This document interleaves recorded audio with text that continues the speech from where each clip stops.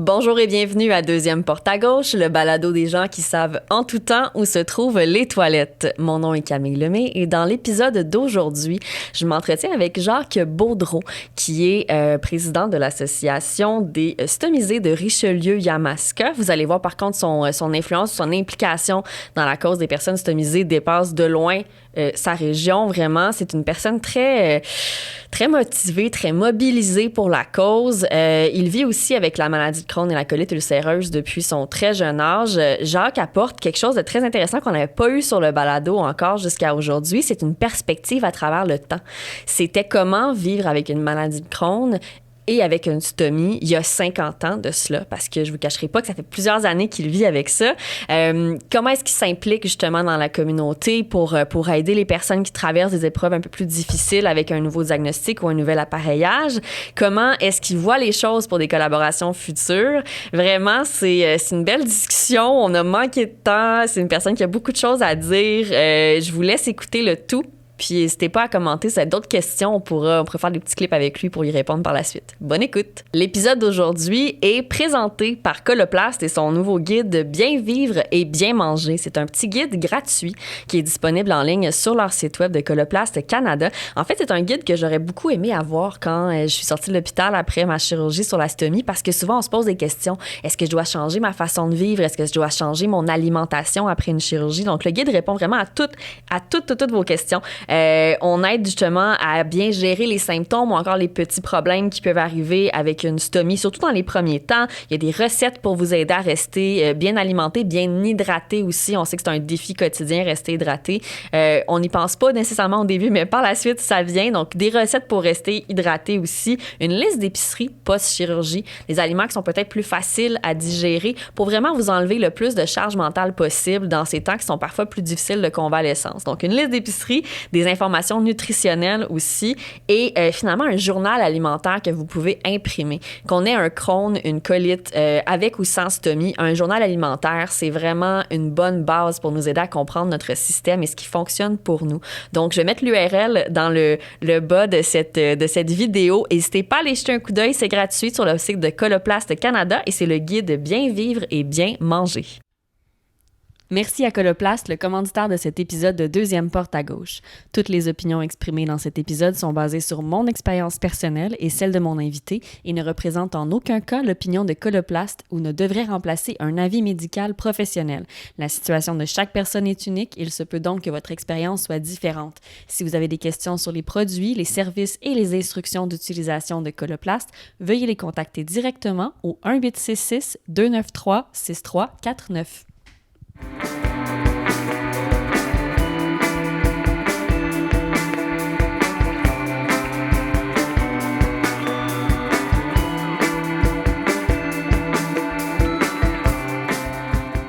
Jacques Baudreau, bonjour. Bonjour Camille. Bonjour.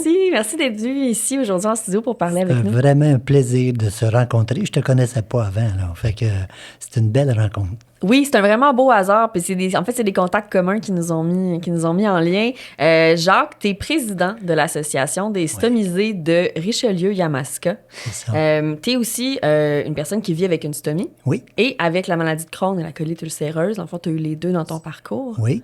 Depuis, est-ce que je peux le dire, 53 ans, à peu près une cinquantaine d'années? Bien, 53 ans, c'est la stomie, mais 3 ans et demi avant, j'avais colite ulcéreuse à 16 ans et demi. Okay. Et puis après ça, à 22 ans, ils ont diagnostiqué maladie de Crohn.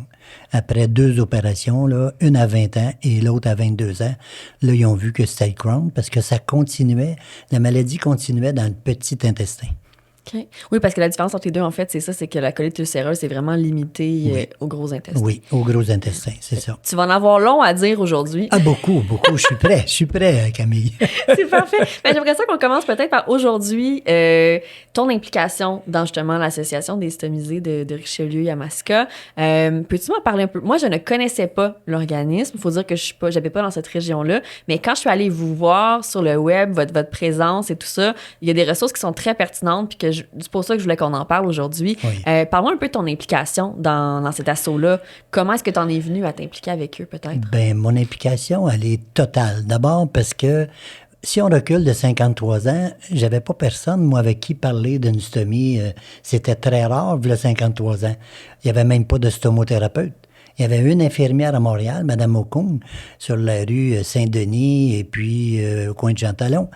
J'allais là m'approvisionner de produits. Il n'y en avait pas nulle part. Les pharmacies à Sorel, ça n'existait pas. Là. J'ai été opéré à l'Hôtel-Dieu de Sorel pour la première fois.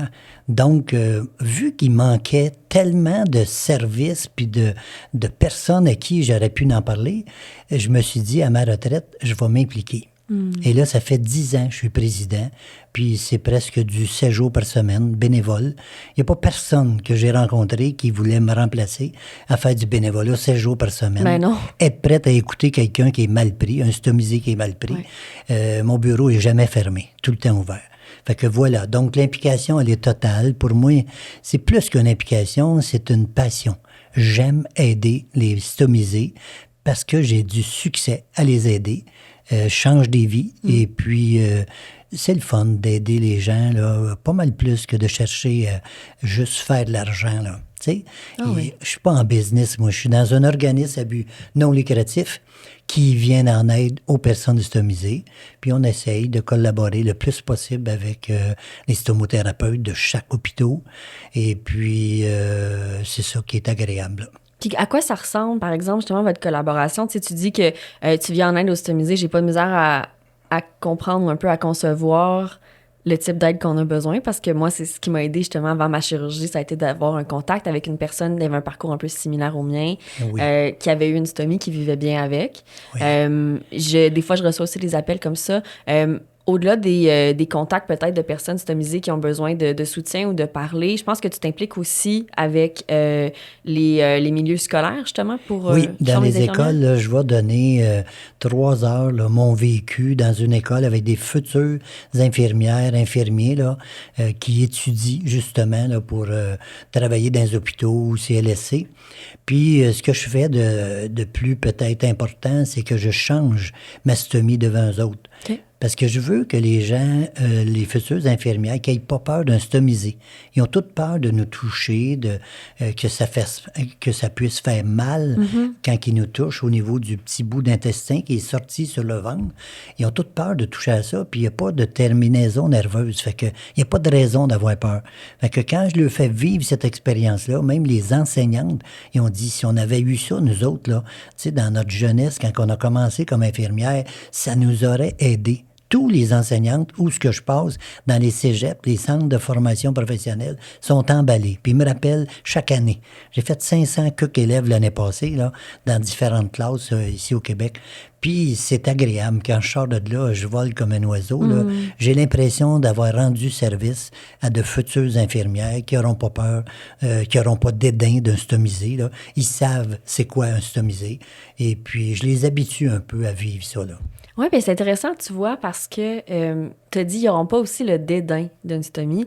C'est sûr que quand on ne vit pas avec ça au quotidien ou quand notre première approche avec la stomie a été parfois peut-être traumatisante, si on peut dire, dans le cas où c'est arrivé, par exemple, après un accident ou après une chirurgie qui n'était pas prévue d'avance. C'est ça. Des fois, on peut avoir un dédain de la stomie. C'est comme un passage par lequel plusieurs personnes vont devoir passer. Mais je trouve ça intéressant que toi, tu puisses, avec ton recul, approcher justement ces futures infirmières-là avec une vision un peu plus positive de la stomie, parce que c'est sûr que, imagine, s'ils ont un patient qui vit très bien avec ça depuis des années, qui est en mesure d'en parler, qui en parle avec beaucoup de positivité, j'aime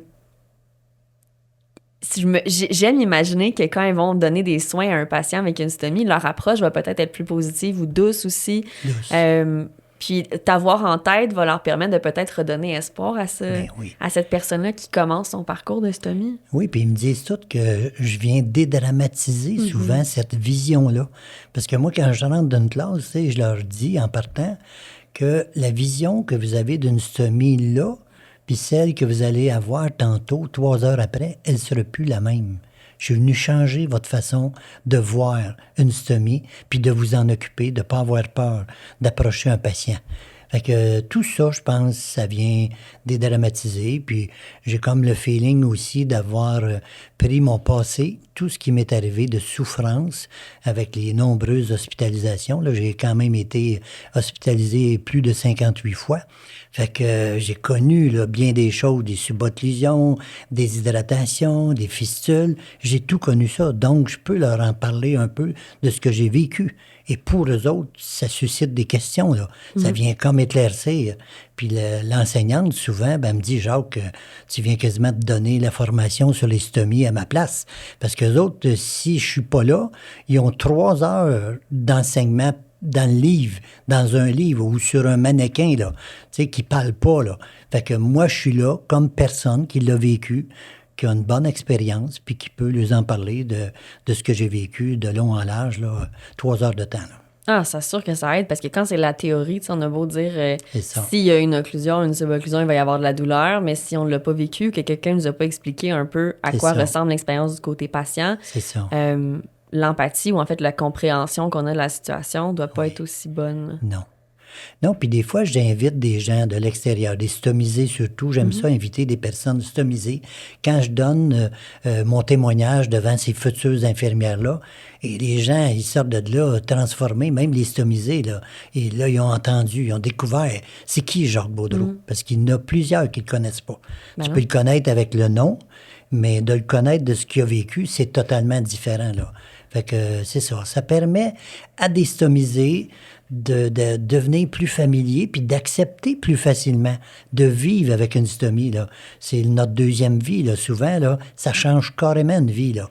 Fait qu'au lieu d'avoir peur de ça, moi, je pense qu'il faut l'apprivoiser.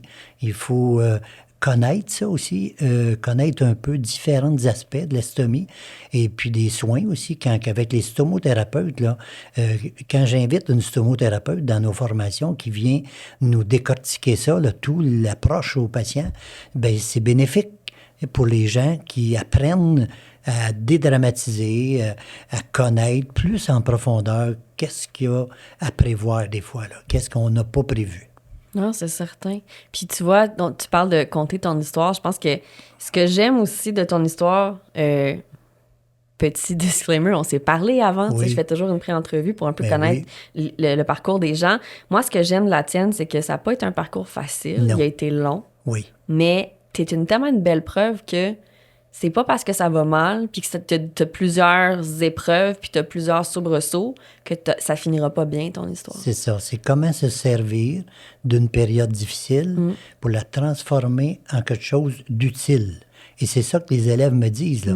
Ils voient mon parcours, puis là, ils disent, ben là, tu as transformé ça carrément en quelque chose qui devient utile pour nous autres, Oui. pour les futures infirmières, là, futurs infirmiers. Et puis, il y a plein de patients aussi là, que je peux facilement approcher. Puis c'est de l'aide psychologique. Souvent, là, tu sais, les infirmières, les stomothérapeutes, ils ont un peu peur de nous autres, là, les accompagnateurs. Là. Il y a comme un petit froid entre les accompagnateurs puis les infirmières stomothérapeutes. Puis on n'a carrément pas l'intention d'enlever leur formation professionnelle. On n'est pas reconnus, là, tu sais, les stomisés, on n'est pas reconnus pour faire la même chose qu'une stomothérapeute.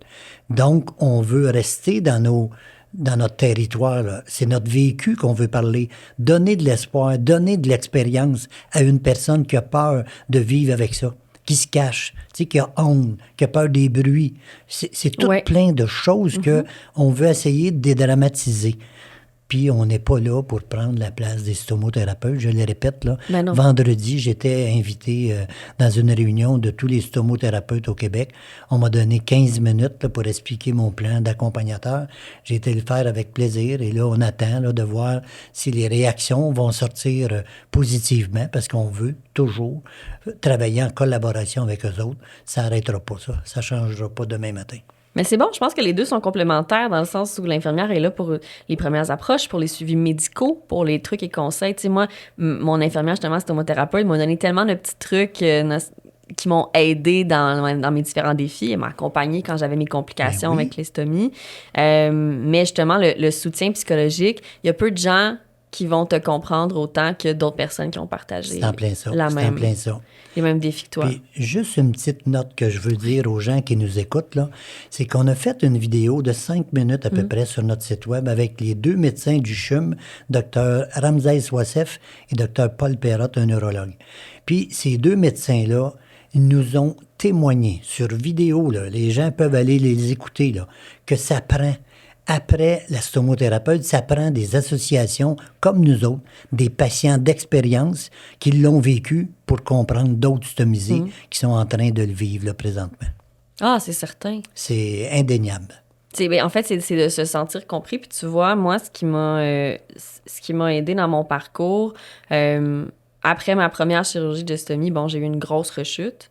Puis un moment où ça allait pas bien, tu sais. Puis après ma deuxième chirurgie, ça a très bien été, mais ça a quand même pris, tu sais, les premiers mois n'ont pas été faciles.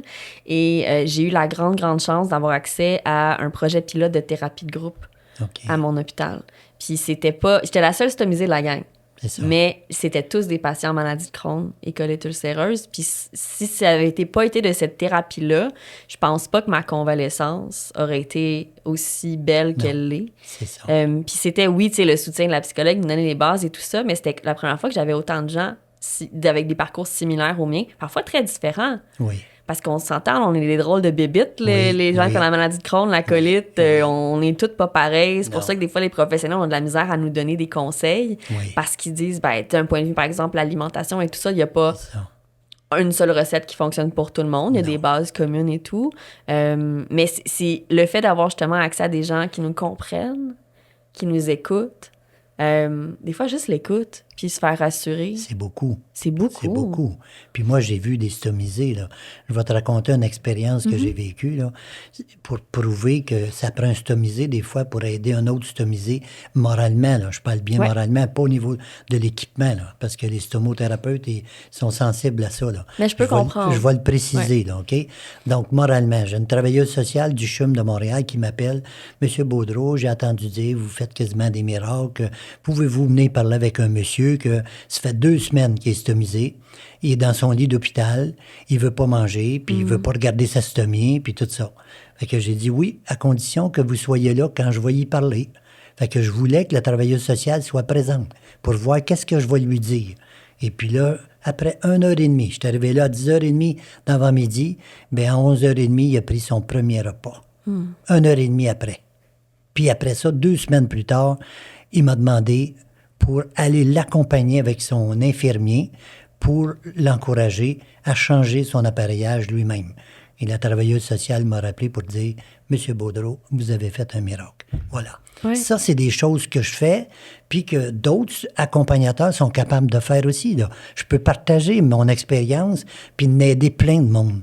Mais on dirait qu'il y en a qui sont fermés un peu à ça, mais je suis capable de le faire pareil, peu importe la fermeture des gens. Oui. Puis ce qui est intéressant aussi, c'est que... puis le parallèle se fait aussi là, avec d'autres éléments du domaine médical, mais par exemple, une personne stomisée qui vient de parler d'une stomie, tu serais mal placé pour lui dire que c'est dégueulasse. Parce que c'est comme lui dire qu'elle est dégueulasse devant toi. Oui. Puis souvent, quand c'est des personnes qui n'en ont pas, puis j'enlève absolument rien au personnel médical qui n'en a pas, c'est pas leur faute, ils sont pas stomisés. Mais elles peuvent pas saisir toute l'ampleur de ce que c'est.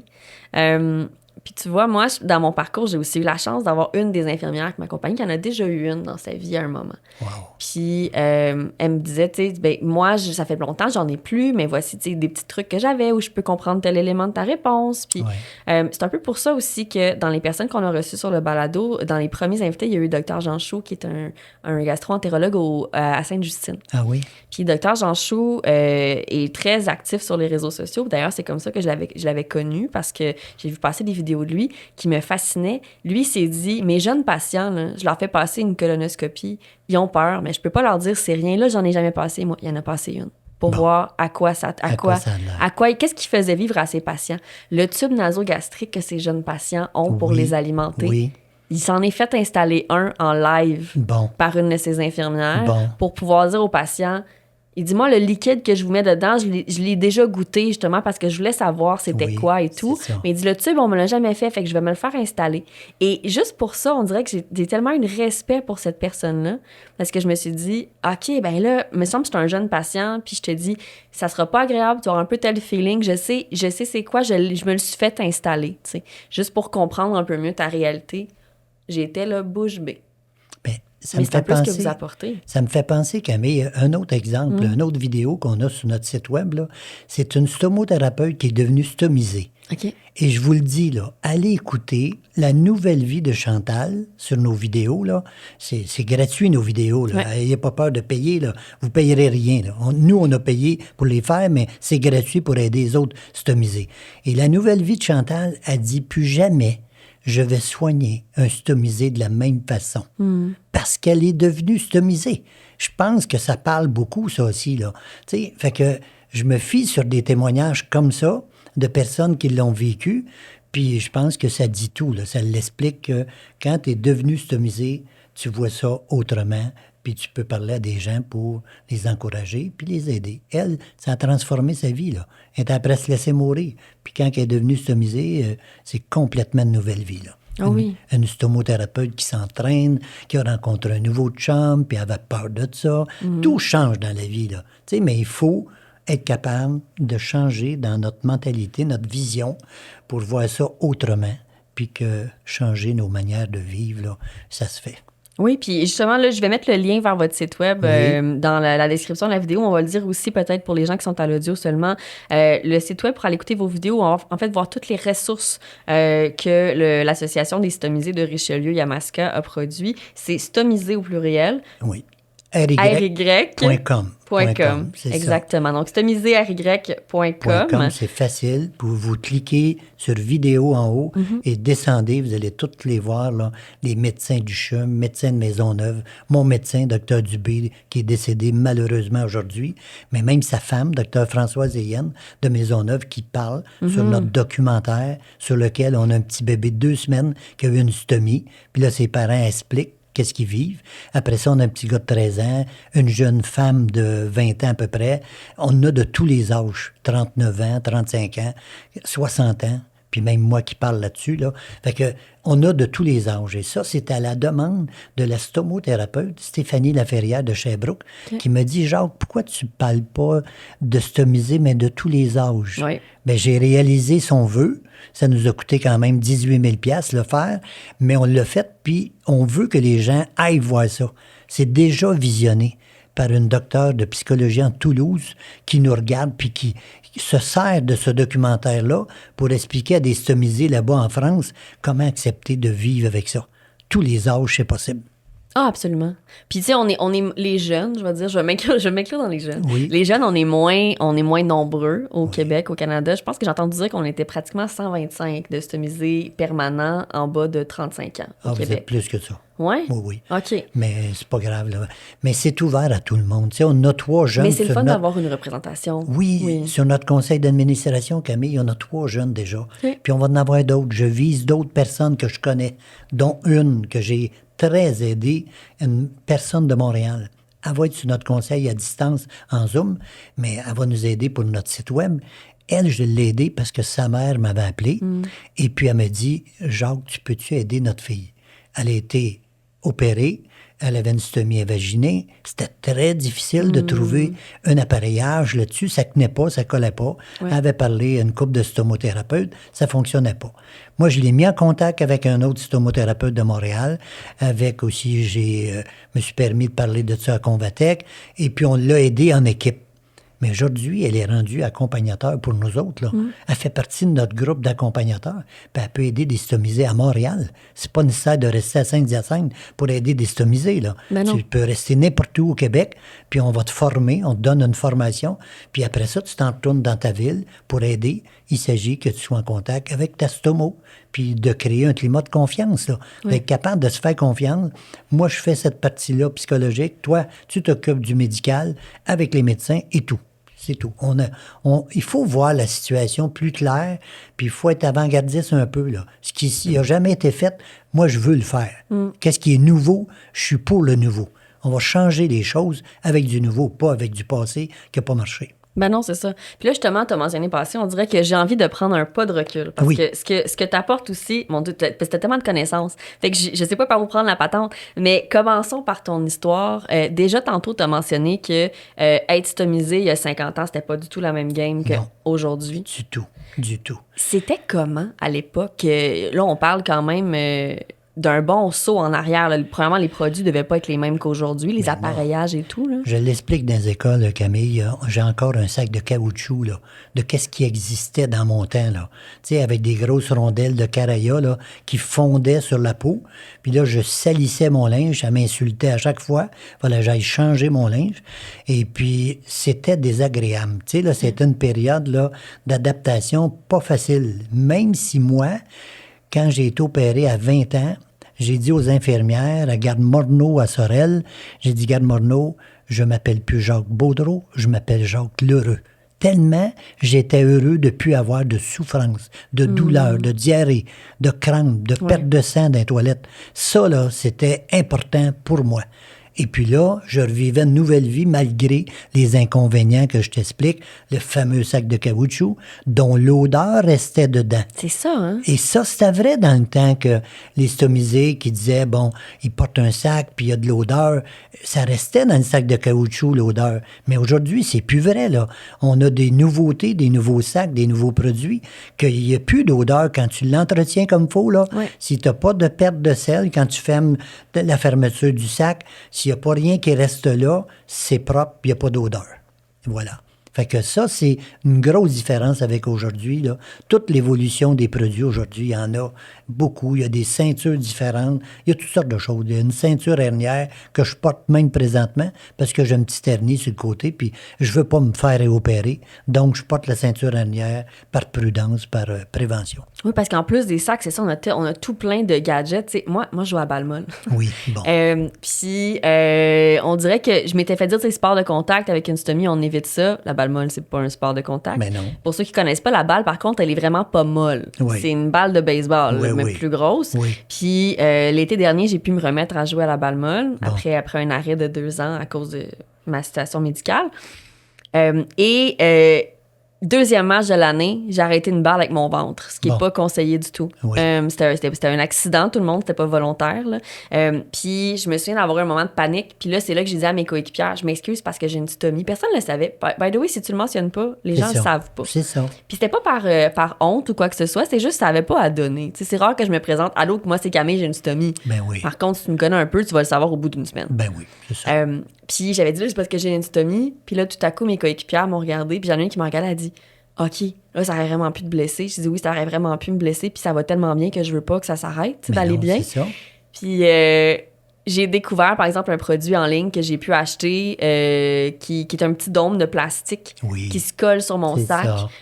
Puis qui vient vraiment, là, c'est une coquille, c'est dur, comme la table. Là. Puis depuis ce temps-là, à chaque début de match, c'était rendu une blague dans l'équipe. On arrivait sur le terrain, puis elle disait « Camille, coquille! » Puis là, je faisais « clac, clac, clac ». Je cognais dessus.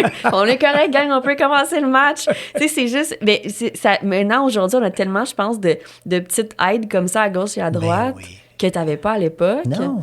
Ça doit beaucoup t'aider aussi de dire « Hey, moi, malgré le fait que j'avais pas tout ça, pour moi, ça a été un soulagement. » Fait qu'imagine aujourd'hui, avec toute l'aide que tu peux trouver autour de toi, les produits, il y a même des marques de sous-vêtements qui font des sous-vêtements adaptés. Ben oui.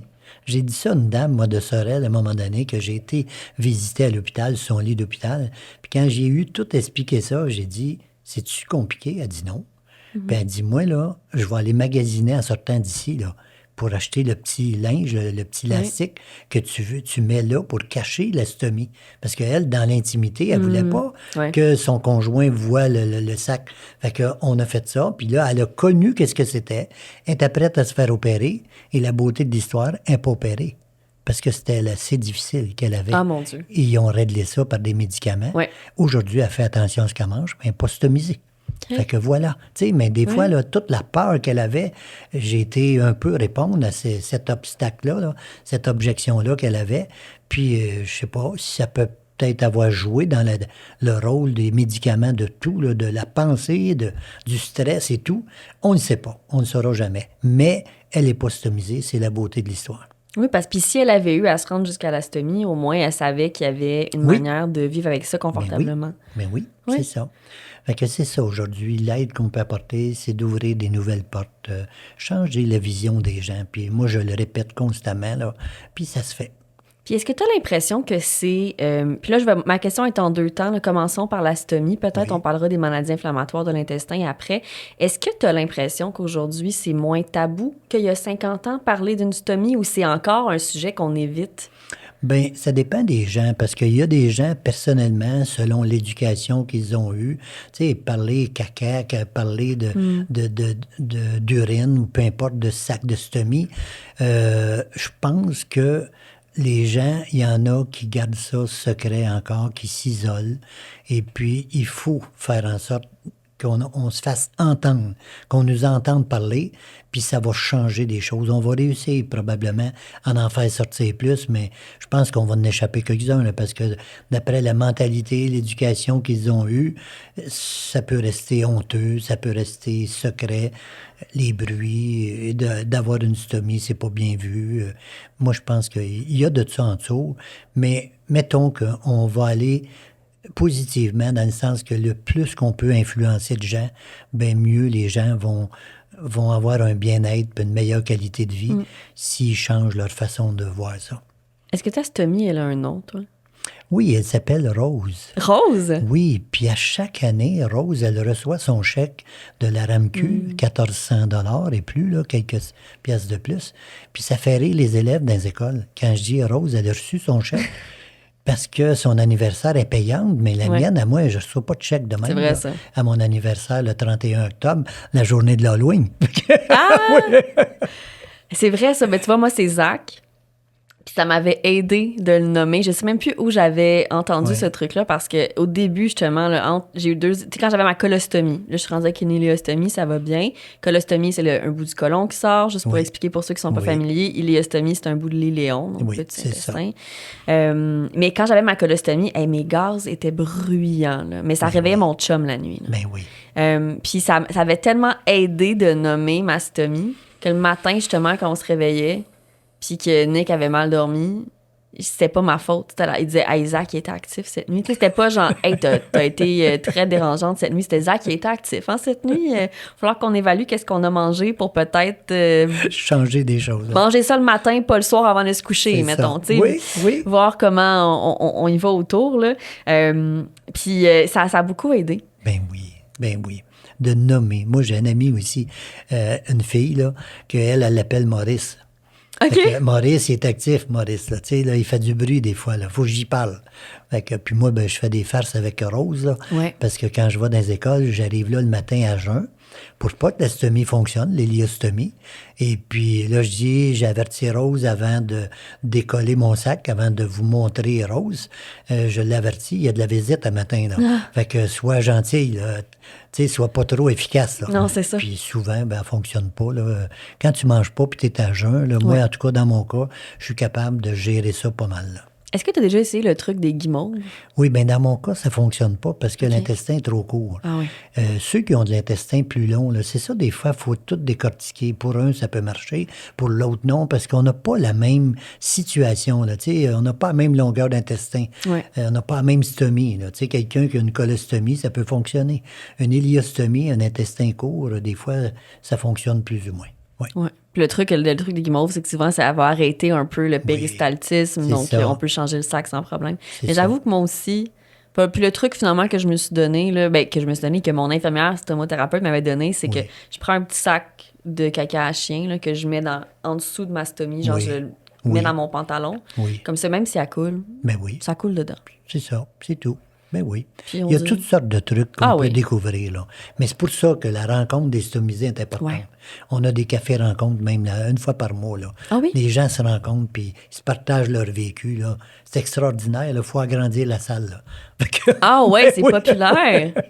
J'aime ça. Mais c'est vrai, c'est rare les gens avec qui tu peux en parler de façon aussi ouverte, mais qui ont des anecdotes à donner en retour. C'est pas un monologue où je te compte... Non. Où je te compte mes histoires de sac, là. Non. Puis en fait, c'est que ce qu'on se rend compte aussi avec ça, ces rencontres-là, c'est que les gens aussi finissent par accepter. Parce que c'est comme un deuil, là. Tu sais, t'acceptes pas ça tout d'un coup, là. Il y a des étapes. Puis plus tu parles à du monde, plus tu parles à des stomisés, plus ça devient facile d'en parler après ça avec d'autres personnes qui sont pas stomisées. Mais il faut que tu commences à la bonne place. Commence par t'équiper, là, d'avoir des idées, connaître ça un peu, te familiariser, puis être à l'aise d'en parler. C'est plus le fun avec d'autres stomisés. Puis après ça, tu peux en parler avec des gens alentour de toi, dans ta famille, partout. C'est vrai. Oui, parce que, tu sais, comme n'importe quoi dans la vie, c'est des petits deuils qu'on fait. Oui. Puis il faut se donner le temps. Tu sais, le deuil, c'est ça aussi. C'est un processus qui n'est pas linéaire. C'est puis, ça. ben, par moment, tu sais, moi, je vis super bien avec ma stomie. Est-ce qu'il y a des jours où je me réveille puis je me dis, on dirait qu'aujourd'hui, j'aimerais ça pas en avoir. Pas parce que ça va mal, mais juste parce que je me dis, je regarde une fille passer avec sa petite jupe en satin ben mince puis un peu moulante. Je me dis, ben moi, ça va paraître que j'ai un sac où mon corps à moi est plus pareil depuis la chirurgie. Tu sais, il a changé. Il faut s'habituer à tout ça, mais c'est des petits deuils qui, selon moi, dans mon expérience, en valent la peine. Parce que justement, comme toi, ça m'a redonné la vie que j'avais pu. Ben oui. Puis Camille, sur ça, là, ouais. je vais te dire, puis je vais dire aux gens, là, comme des femmes que j'ai côtoyées, stomisées, ils vont voir maintenant sur Internet des photos de personnes qui sont stomisées, des femmes stomisées, très sexées, avec un petit couvre-sac fleuri, toutes sortes de choses, puis le sac qui sort à l'extérieur du bikini, puis c'est pas laid. Une femme, là, qui porte ça correctement, là, c'est très joli. Le monde, ils finissent par l'accepter, mais il faut connaître ça. Il faut aller voir, il faut être assez curieux. Puis un coup, tu as vu ça, tu peux te promener en bikini, puis avoir ton petit couvre-sac, puis c'est délicat. C'est pas grave, là. En tout cas, dans ma tête à moi, là, ça ne l'est pas. Dans la mienne non plus. Je t'avoue que mon premier été de stomiser, je m'étais acheté plein de bikinis taille haute, parce qu'on est chanceux, il y en a plein des tailles hautes pour les femmes. Ben oui. Puis je faisais ça, puis il y a des jours où je me suis dit, you know what, je m'en vais sur un lac, il n'y a pas beaucoup de gens à faire du paddleboard. J'avais mon petit bikini taille basse, mon sac, là, Ben oui. complètement à la vue. Puis ça. les gens qui l'ont remarqué m'ont juste fait des sourires. Ben oui. Parce que j'étais bien dans ma peau, j'étais heureuse, je profitais de la vie. Oui. Puis mais c'est de voir, est-ce que tous les jours tu veux le montrer? Pas nécessairement. Non. Est-ce que aujourd'hui je me suis habillée? Oui. J'ai pensé à Sarah Levitt, qui est une mannequin justement montréalaise, Oui. qui a commencé cette année à montrer son sac. C'est ça. Sarah, qui est une vraiment très chouette fille, on a fait quelques oui. trucs ensemble récemment, puis j'avais envie d'envoyer une petite photo pour dire « Hey, tu m'as inspirée aujourd'hui, j'ai un petit crop top, puis on voit le haut de mon sac quand j'ai mon pantalon. » C'est discret dans mon cas, ça sera jamais... c'est pas dans mon style, même à la base, ça l'était pas. Là. J'ai un style un peu plus... pas conservateur. Réservé. Réservé, ouais, c'est ça. J'ai la petite pudeur familiale de ma mère. Mais là, aujourd'hui, si tu y prêtes attention, tu peux voir le haut de mon sac au-dessus de mon jean, puis c'est correct. Ben oui. Mais puis regarde tu vas pas tout le l'influence temps. que tu as vécue avec celle que tu viens de nommer, là. Tu sais, elle t'a inspiré, te dit. Fait que tout ça, ça arrive, là, sans qu'on se le dise, des fois, entre stomisés, il y en a un qui l'inspire un autre, puis comme ça se répand, comme ça. Ouais. C'est ça qu'il faut pas avoir peur. Oui. Puis, côté maladie de Crohn et colite ulcéreuse, t'as-tu l'impression qu'on en parle plus maintenant qu'il y a plus de cas aujourd'hui qu'il y en avait à l'époque quand t'as été, mon Dieu. Quand on parle de colite ulcéreuse ou de Crohn, il y a plus de cas aujourd'hui qu'il y en avait à l'époque, il y a une cinquantaine d'années, ou même avant ça, quand t'as commencé à être malade. J'ai l'impression qu'on en parle un peu plus, mais pas encore assez. Pas encore assez. Moi, j'ai écouté aux nouvelles de Radio-Canada, juste avant la pandémie, là, ils ont annoncé qu'il y avait au Canada 130 000 colites ulcéreuses. Tu sais, maladie de Crohn, colite ulcéreuse, des maladies inflammatoires de l'intestin. 130 000, c'est beaucoup, là. Là, aujourd'hui, je ne sais pas à quoi c'est rendu, là, présentement, mais on n'en parle pas tant que ça, parce que c'est comme une maladie un peu honteuse. Les gens, il est mieux pas le faire savoir. Même des fois, au niveau du travail, ça peut nuire face à ton employeur. S'il sait que tu as une maladie chronique, ça se peut qu'il dise, bah, lui ou elle, je l'engage pas, là. C'est déjà arrivé. J'ai vu des cas, là, tu sais, qui ont été en cours à cause de ça. C'est pas respecté. C'est une maladie invisible, puis elle est hypocrite. Tu sais, c'est comme des fois, là, tu vis des situations, c'est pas vivable, mais il faut que tu y ailles travailler pareil. Ouais. C'est pas agréable. Mais souvent, on veut pas le dire, à cause peut-être des pénalités qu'on peut avoir si on dévoile qu'on a une maladie inflammatoire. Je t'avoue que ça, c'était une question qui était revenue quand j'ai mentionné ma thérapie de groupe tantôt. C'est une question qui avait été abordée par les patients dans la thérapie. Tu sais, est-ce que j'en parle? En parlant à ton entourage, c'est une chose. En parler à tes amis ou tes cercles sociaux un peu plus élargis, c'est un deuxième step que tu n'es pas obligé de faire. J'ai des amis qui n'en parlent pas du tout, sauf à leur cercle très près. C'est ça. Mais en parler dans ton milieu de travail, moi, à un moment donné, j'ai comme pas eu le choix d'en parler parce que justement, j'allais à la toilette tellement souvent, puis j'étais en douleur, puis tu sais, les spasmes œsophagiens, les crampes intestinales, tout ça. Puis on dirait que j'ai de la chance, je travaille en communication, j'ai travaillé en communication dans un milieu hospitalier, puis moi, je l'avais décrit un peu comme ça à la gang, la thérapie. Dans mon cas à moi, j'en parle ouvertement parce que ça s'avère quasiment être une force. Oui. Puis j'ai reçu un étudiant dans un épisode qu'on a diffusé il n'y a pas longtemps, en psychiatrie. Oui. Là, il va commencer sa résidence en psychiatrie, puis il dit, lui, il a une colite ulcéreuse, puis il me disait, pour moi, je vois ça quasiment comme une force parce que j'ai une maladie chronique. Oui. Les maladies mentales sont des maladies chroniques pour la plupart. Puis ça me permet de un peu mieux comprendre certains aspects du quotidien de mes futurs patients. Puis moi, même chose. Ben oui. Les gens que je rencontrais pour des témoignages, c'était ça. Puis je pense que ça nous apporte aussi, ça peut apporter des défis, mais ça apporte aussi des... J'aime pas ça dire que ma maladie m'a apporté du positif, mais c'est un peu ça. Je pense pas que je suis la même personne aujourd'hui que je l'étais il y a 10 ans, 12 ans, quand j'ai commencé à être malade. Non, puis ça va changer encore. Puis moi, je suis content, Camille, de voir une personne comme toi en communication, qui n'a pas peur de s'afficher, de le dire. Ça fait longtemps que je rêve à ça, là, tu sais, là. Fait que c'est des gens, des fois, qu'on a besoin. J'en ai connu quelqu'un de Radio-Canada qui l'affiche, là, tu sais, un ancien journaliste qui faisait de l'hélicoptère, faisait la circulation à Radio-Canada. Là, il est à sa retraite. Il s'appelle Roger Laroche. Puis je suis sûr qu'il ne sera pas contre ça, je le dise, là. Il le dit lui-même partout.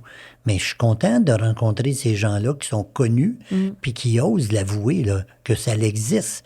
Puis je connais des médecins qui veulent pas le dire, qui sont stomisés. Ouais. Mais tu sais, c'est leur droit, là. On respecte la confidentialité de chacun, là. Ouais. Ça, c'est correct. Mais quelqu'un qui ose le dire comme toi, ben, je te dis, Camille, félicitations. Ouais, t'es C'est gentil. bien. Je t'avoue que j'ai hésité parce que le balado, je l'ai aussi partagé dans mon réseau LinkedIn, qui est un réseau professionnel. Oui. Puis ça, je l'ai partagé sur mon Facebook, Instagram, pas de problème. Mon réseau, tout le monde sait que j'ai une maladie de Crohn et que j'ai une stomie. Mais LinkedIn, ça a été l'étape. Je te dirais que j'ai relu mon message tellement souvent avant de vraiment le publier parce que je me suis dit, à partir de maintenant, les recruteurs ou les gens avec qui je travaille, qui vont peut-être me donner une promotion un jour, vont être au courant que ben ça se peut que j'ai une rechute. Oui. Mais après ça, j'en parlais avec des amis, puis ils m'ont dit, ouais, mais n'importe qui peut avoir un accident de voiture. Ouais. N'importe qui peut avoir une dépression un jour, puis que ça revienne. Ou, tu sais, tout le monde a ses défis, puis le tien, ben ce qui est le fun, c'est que t'en fais quelque chose de beau. Mais moi, je te dirais, Camille, là, suite à ce que tu viens de me dire, ça se peut que je fasse une rechute, mais ça se peut que tu n'en fasses pas aussi. C'est vrai. Parce que moi, à 50 ans, tout le monde me disait « Ah, tu as une maladie de Crohn sévère, tu as eu 7 opérations, puis, tu sais, ça va revenir. » Mais ça fait 23 ans là, que j'ai pas de retour de la maladie de Crohn. Là. Ah mon Dieu, j'aime ça. Est-ce qu'on peut le répéter, s'il vous plaît? Oui, parce que j'ai un gastro-entérologue qui m'a déjà dit à 37 ans « Hey, le jeune, tu sais, je me rappelle de son expression avec son ego, là, tu sais, là. Et tu as une maladie de Crohn sévère, puis tu vas prendre des pilules le reste de tes jours. Mais j'en prends pas pour la maladie de Crohn, des médicaments. T'es stabilisé, toi. C'est stabilisé, oui. Puis autant que possible, j'essaye de me faire à croire que je n'aurai pas de rechute, moi. Et puis, j'en veux pas. Fait que c'est ça. Donc, des fois, il faut pas acheter aussi des programmes d'un et de l'autre, là, que ça va revenir. Oui, ça peut revenir. Je suis pas fermé à ça. Mais il faut pas se laisser conditionner à ce que ça revienne. Ça, c'est le danger de tomber dans le piège, là. C'est vrai, ça. Puis, tu sais, là, juste pour préciser, toi, tu n'as plus de médication, mais on n'encourage pas les gens à arrêter leur médication. Là. Non, c'est toujours... Non, pas du tout. Mais je trouve ça beau parce que, justement, tu sais, des fois, moi, j'en connais peu des gens qui ont eu des rémissions longues. Il faut dire que je connais peu de gens de ta génération qui ont une maladie de Crohn aussi. J'en connais vraiment beaucoup de ma génération. Puis, ben, on n'a pas encore le vécu pour dire j'ai 10, 15, 20 ans de rémission. J'ai un an et demi, je touche du bois. Voilà. Mais je trouve ça beau parce qu'avant ça, tu as eu un parcours vraiment pas facile. Là, je regarde l'heure qui passe, puis on n'aura pas le temps d'entrer dans tous les détails. Non, je sais, là. Mais tu as commencé donc assez jeune à être malade. Ma voix est en train de casser. Oui. À 16 ans et demi, oui. Oui. 16 ans et demi, là, d'avoir des colites ulcéreuses puis des saignements. Puis à l'époque, il n'y avait pas autant de traitements. Donc, c'est pour ça probablement que tu as eu une dystomie aussi jeune. Il n'y avait pas les médicaments d'aujourd'hui. Là. Aujourd'hui, Remicade, Emira, Antivio, Stellara, il y en a plein de traitements aujourd'hui. Mais quand ça ne fonctionne pas, c'est là qu'il arrive, puis le médecin, il te suggère, là, il va falloir penser à l'appareil de stomie, à la stomie, là. Il faut y penser. Mais quand ça arrive, là, soyons pas paniqués tant que ça. Là. T'sais, appelez-moi, vous allez voir que je vais vous aider à enlever votre stress. Toutes les étapes, j'y connais toutes. Là. J'ai passé 7 fois à l'opération. C'est ça, parce que toi, dans le fond, ils ont dû à chaque fois aller enlever un petit bout de plus? Oui, tout le temps. Enlever un petit bout d'intestin. La première fois, ils ont enlevé le gros intestin au complet, puis après ça, ils enlevaient des bouts du petit intestin. Aujourd'hui, il m'en reste peut-être 10 pieds environ, là. Et puis, je suis capable de combien? C'est combien sur habituellement? 27 pieds, le petit intestin, puis 12 pieds, en gros, de gros intestin. Tu vois, c'est drôle parce que après moi, quand ils m'ont enlevé, ils ont fini par m'enlever le gros intestin au complet à ma deuxième chirurgie. Puis je me souviens d'avoir dit à l'infirmière, « Hey, ça va, de toute façon, il n'y a plus rien que vous pouvez m'enlever. » Puis elle m'a regardée et elle m'a dit, « Oh non, ma fille, si tu savais tout ce qu'on peut t'enlever. » Parce que moi, dans ma tête, je me dis, bon, il reste plus le gros intestin, le petit, il faut bien qu'il me le laisse, sinon je sais bien pas ce que je vais absorber, tu sais. Mais toi, donc, tu as eu 7 chirurgies là-dedans, tu as aussi fait des fistules. Oui.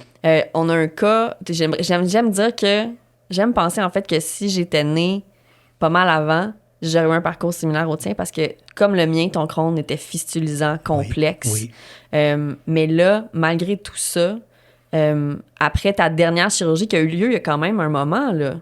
Bien, la dernière à l'intestin, c'était 50 ans. C'est ça. Puis là, j'ai 73 ans. Ça fait 23 ans. OK. Puis c'est celle-là qui a été comme la bonne. Oui, la dernière. OK. Celle qui a été dramatique, c'est celle-là. Ouais. J'ai obligé la médecine à m'opérer parce que moi, je disais, je veux plus vivre, là. Tant qu'avoir des fistules pendant 10 ans de temps. 10 ans de temps, j'ai pas travaillé. J'ai été 9 mois hyper alimenté là-dedans. Ça veut dire, tu manges pas. C'est juste des protéines liquides qui rentrent dans un Broviac direct au cœur. Un Broviac, c'est comme un petit dispositif. Moi, j'ai juste vu ça une fois. C'est ça. Il t'installe ça, là, direct d'une veine au cœur. Puis là, il faut qu'il surveille pour pas qu'il fasse de l'infection au niveau du Broviac parce que ça peut se répandre assez vite à l'intérieur, là, l'infection. Fait que je l'ai fait une fois, puis ils m'ont monté tout de suite à Maisonneuve pour changer le Broviac. Mais après ça, c'est un petit tube, là, un tube comme un soluté qui installe avec des protéines liquides qui rentrent direct au cœur, dans ton sang. C'est ça qui m'a permis de vivre pendant un mois de temps, là. Puis pas manger. Pas manger, respirer la nourriture, regarder les autres manger. Ah, mon Dieu. Je peux te dire, je compterai pas toutes, là, mais je peux vous dire que c'est difficile de résister à ça, là, ouais. Ah, c'est certain. Puis après ça, donc, tu as été capable de convaincre l'équipe de dire, moi, j'en peux plus, là. Oui. C'est l'opération, mais il n'y a pas d'autre façon que je vive que l'opération, là. Non. J'ai été jouer ma plus belle pièce de théâtre parce que j'ai dit à l'équipe soignante à l'hôpital où j'ai été, je ne la nommerai pas, j'ai dit là, si vous ne réglez pas mon dossier, c'est moi qui vais le régler. Et c'est là que l'équipe médicale a pris mon dossier en main, dont les psychiatres, travailleurs sociaux, ils ont toutes mis l'équipe après moi. Ils m'ont enlevé mes clés de camion, ils ne voulaient pas que je reparte. Et un jeune médecin est arrivé et il a dit, Jacques, tu n'as assez fait, c'est moi qui vais faire le reste. Fait que c'est là que ça a viré. À 50 ans, ils ont réglé mes fistules pour de bon. Il a pris en compte ta douleur. Tu sais, quand il dit « t'en as fait assez, c'est moi qui fais le reste », c'est ça. Il a compris, il a reconnu, en fait, ton parcours très difficile. Ben oui. Puis la détresse dans laquelle t'étais. Ben oui, là, j'étais au bout, là. C'est ça. Puis ça a été, tu sais, c'est plate de se rendre là. On devrait pas avoir à se rendre là. Mais dans ton cas, ça t'a permis d'avoir et la chirurgie et tout le soutien que tu avais besoin autour aussi, je pense. Ben oui. C'est là que ça a changé de bord, là. Ça a viré la nouvelle vie, là. Je n'ai eu plusieurs des nouvelles vies, là, maintenant, à 20 ans, 50 ans. Puis dernièrement, je n'ai eu un autre aussi. T'es un chat. Ben oui, moi, je suis en mission, là. Je suis pas dû pour mourir, là. Il y en a qui ont peur que je meure, mais moi, j'ai pas peur. Non, c'est ça. T'as l'air d'être intuable. Intuable, puis je vais me rendre où je veux me rendre, où ce que la vie va me permettre de me rendre. J'ai pas peur d'arriver puis de dire, ben là, tu vas mourir. Ben c'est correct. J'aurais joué mon rôle sur Terre, j'aurais aidé des gens, puis je vais partir satisfait de ma vie. Tu sais, là, quand tu es là pour aider le prochain, pour aider l'autre, j'ai eu ça jeune, là, tu sais, dans mon enfance de 6 ans, là, le servant de messe, tu sais, qui va servir la messe devant son professeur, devant monsieur le curé ou peu importe, là. C'était comme un honneur pour moi de faire ça, là. Tu sais, Mais ça a commencé jeune, ma mission, là. Fait que j'ai même aidé, le premier stomisé que j'ai aidé, j'avais 24 ans. Ah Ça ouais. aussi, c'est une autre belle vidéo sur notre site web. Il s'appelle John Parrish. C'est un noir. OK. Puis il est devenu professionnel, coach d'hockey, là. Tu sais, il a coaché le club école de Tampa Bay, là. Ah ouais. Puis là, il est à retraite, là, à Dallas, là. Il est venu nous voir pour enregistrer sa vidéo avec la docteure en psychologie de Toulouse. OK. Ça, manquez pas ça. Si vous allez voir ça, là, je l'ai sauvé la vie à John, là. Il me l'a dit que si j'avais pas été là, ben sa vie était comme terminée, là. Et lui, il avait 4 ans de plus que moi. Mais moi, j'avais juste 24 ans, là, Camille. J'avais pas d'expérience, là. Je savais pas en tout quoi y dire, à part de comment moi je changeais mon appareillage. Mais juste ça y a aidé. Juste le fait d'expliquer à sa femme, à lui, aux infirmières à Sorel. Il en faisait une opération à Sorel par année dans ce temps-là. Une par année. Ah, mon Dieu. Puis les infirmières, ils connaissaient pas ça. Ben Puis non. le médecin non plus. Les produits de stomie, comme j'ai dit tantôt, ils se vendaient à Montréal. Et ils s'en vendaient pas à Sorel, là. Fait qu'il a fallu que j'aille, moi, là, à Montréal, chercher mes produits moi-même à 20 ans. Ah, c'est pas du tout la même chose qu'aujourd'hui. Tu sais, aujourd'hui, j'ai l'impression qu'on l'a facile malgré Ouais, tout. ben parce plus. que on l'a plus facile. Ouais. Il y a quand même beaucoup de défis, on s'entend là-dessus. Là. C'est pas partout, justement, où tu peux, où tu as accès. Non. L'accès aux infirmières stomothérapeutes n'est pas égal partout au Québec non plus. Là. Non plus. On s'entend là-dessus. Je pense que c'est aussi des professionnels qui sont très débordés, qui ont beaucoup de patients malgré tout, parce qu'ils font aussi souvent les plaies après les chirurgies. Oui, les soins de plaie, oui. Mais je peux pas imaginer à l'époque, c'était comment. C'est atroce. Ouais. Il n'y avait rien. C'est comme, t'es perdu dans le bois, là, tu sais, là. Ouais. C'était ça que j'ai vécu. Puis c'est pour ça que ma mission, elle vient de là, tu sais. Pourquoi je fais ça 7 jours par semaine sans être payé, là? Même si les gens ne croient pas, là, qui viennent vérifier. J'ai pas peur de lui montrer nos livres, là. Tu sais, à l'association, là, j'ai pas de salaire. J'ai pas le droit, d'ailleurs. En tant que président de l'association, si j'avais un salaire, je serais en conflit d'intérêt, là. Ouais. J'en ai pas de salaire. Ils me payent mon gaz, mon village, là, pour venir ici à matin, là, mais c'est tout. Fait que c'est tout à fait normal d'indépendance. Puis 7 jours par semaine, je suis au bureau, chez nous, je réponds au téléphone, des gens m'appellent à toute heure, puis je suis là. Toujours là. Mais je trouve que c'est une belle manière de redonner maintenant, justement, que tu as le temps de le faire, puis que tu es en santé pour le faire aussi. Oui. Tu as une belle manière d'approcher les choses, de dédramatiser, puis de remettre en perspective. Il y a des belles choses aussi qui s'en viennent, je pense, pour l'association des stomisés. Tu m'en as parlé un peu avant notre entrevue. Donc, vous avez un super site web. Honnêtement, je suis allée le voir, puis il est bien fait. Moi, j'aime beaucoup qu'il y ait une section vidéo dédiée juste à ça aussi. Oui, c'est ça. Vous avez aussi votre infolette, je pense, qui est en ligne. Oui, l'infolette en ligne. Avec des Le puis là, journal. Le journal. C'est ça, le journal. Puis on parle de Richelieu et Yamaska, mais c'est parce que c'est votre chapitre régional. Oui. Mais vous êtes très actif. Fait que même si on est basé à Montréal, à Gatineau, à Gaspé, on peut aller retrouver de l'information. On Ben s'entend. oui, c'est ouvert à tout le monde. On est rendu en France. Ah Les ouais. gens, la docteure en psychologie de Oui, c'est Toulouse, elle nous a trouvés sur notre site web avec le documentaire, là, ce que je disais tantôt avec la petite fille de 2 semaines qui a été stomisée, le petit gars de 13 ans et tout.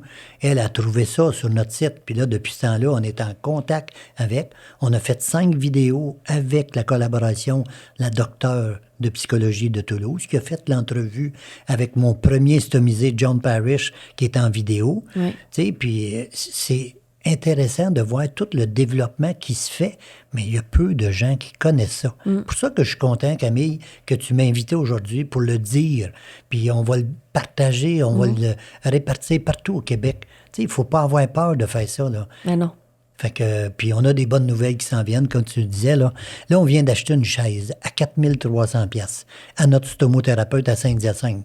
Elle est toute contente, là, Rosalie, là, d'avoir une belle chaise pour recevoir les patients stomisés, puis les installer de la bonne façon, la bonne hauteur, Ben oui. pour installer l'appareillage de stomie. Ça, Rosalie, elle est contente. Elle a eu une belle complice de Pierre Boucher, là, Lynne Quevillon, qui a été complice de ça.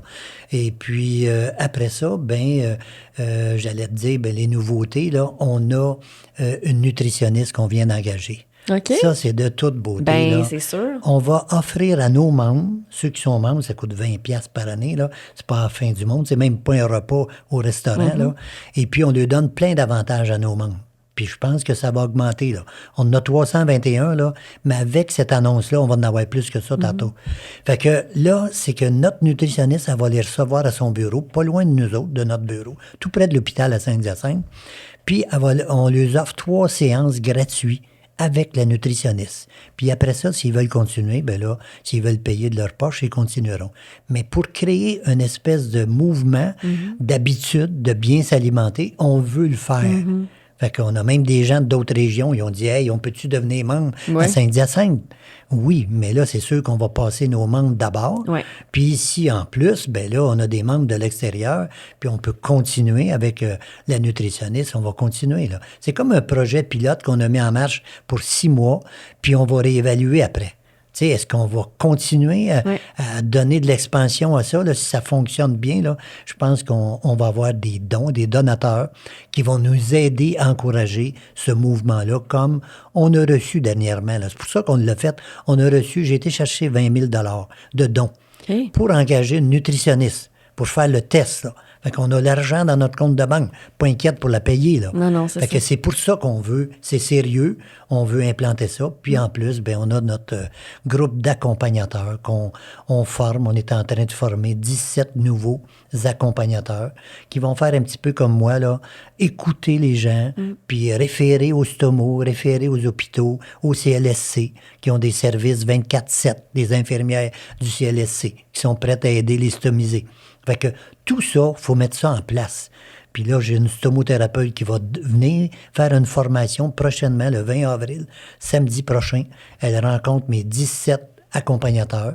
Puis c'est ça qu'on va se dire. Qu'est-ce que tu as le droit de dire? Qu'est-ce que tu n'as pas le droit? Qu'est-ce qui t'appartient? Qu'est-ce qui appartient à un stomothérapeute? Ouais. Puis, tu sais, le côté médical, on ne veut pas aller jouer là. Non. On les a pas, ces diplômes-là. On les Exact. inventera pas, là. Qui arrêtent d'avoir peur, là. Fait qu'on est là pour aider psychologiquement des futurs stomisés, des gens qui ont besoin d'aide. Puis j'en nommerai plusieurs que j'ai aidés, là. On n'a pas le temps. Mais, tu sais, c'est pour dire que ça se fait. Puis moi, j'y crois tellement, là. Je vois pas qui va arrêter ça. C'est un élan qui est parti, puis qu'on veut promouvoir, on veut faire parler de nous autres, on veut rendre nos gens compétents. Puis au bout du cours, après 6 formations de 5 à 6 heures par formation, on va évaluer, on va mettre un comité dont je vais en faire partie pour évaluer l'accompagnateur avec une stomo, avec un psychologue. Fait que là, on a 3 personnes qui vont être capables d'évaluer si la personne est capable, est crédible, capable de respecter notre code d'éthique aussi, parce qu'on a un code d'éthique, ça, je voulais en glisser un petit mot, là, le code d'éthique, c'est prévu, il faut que tu sois confidentiel, il faut que tu gardes les choses confidentielles. Puis nous, on a pris le code d'éthique des Amis du Crépuscule à Saint-Hyacinthe. Les Amis du Crépuscule, c'est ceux qui accompagnent les gens en deuil. Puis eux autres, ils se sont fait reconnaître au niveau de l'hôpital à Saint-Hyacinthe avec leur code d'éthique. Et nous, on l'a copié en mettant juste que, là, maintenant, c'est pour les stomisés. Fait que ça serait dur pour l'hôpital de nous refuser. On n'a pas encore fait reconnaître notre code d'éthique, là. Mais ça s'en vient, là. Tu sais, on s'en va vers ça pour qu'ils nous fassent confiance, qu'ils pensent qu'on est des gens crédibles, puis on l'est. On est même prêt à aller prendre des empreintes digitales, là, tu sais, pour pas qu'il y ait de personnes qui fassent des attouchements sexuels ou peu importe. On vérifie, en fait, l'antécédent judiciaire. L'antécédent judiciaire. Ouais. Fait que c'est tout ça qu'on est en train de mettre en marche. Puis je veux que la population, les gens nous fassent confiance qu'on veut faire quelque chose de bien. Tu sais, d'aider les gens, là. Tu sais, il n'y a pas de mal à aider d'autres, là. Fait que c'est ça que je veux faire entendre au micro. Puis merci de me donner la chance de faire entendre ça. Mais ça fait plaisir. Puis tu sais, le balado sert aussi un peu à ça. C'est un modèle de communication, oui. Ben, ouais, un modèle de communication qui plaît à beaucoup de gens qui aiment les contenus un peu plus longs. Oui. Mais je trouve ça le fun aussi d'en profiter pour donner de la visibilité à d'autres initiatives parce que on peut pas répondre à tous les besoins par nous-mêmes. Tu le dis, il faut pas travailler en silo, il faut s'entraider. Quand on trouve un bon truc, on le partage. Puis des fois, juste de s'écouter, puis de partager son histoire comme tu as fait aujourd'hui.